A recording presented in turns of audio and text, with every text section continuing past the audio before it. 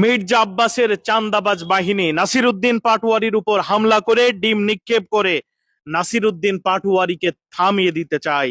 কিন্তু এই চাঁদাবাজ বাহিনী জানে না নাসিরউদ্দিন পাটোয়ারি জুলাই বিপ্লবের সেনাপতি।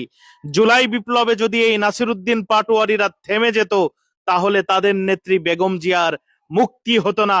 তাদের লিডার তারেক রহমান লন্ডন থেকে বাংলাদেশে এসে উন্মুক্ত ময়দানে রাজনীতি করার সুযোগ পেত না। কত বড় গাদ্দার হলে, কত বড় অকৃতজ্ঞ হলে যারা আমাদেরকে জুলাই বিপ্লবের মাধ্যমে একটা মুক্ত পরিবেশ এনে দিল, তাদের রক্তের সাথে বেঈমানি, তাদের রক্তের সাথে গাদ্দারি।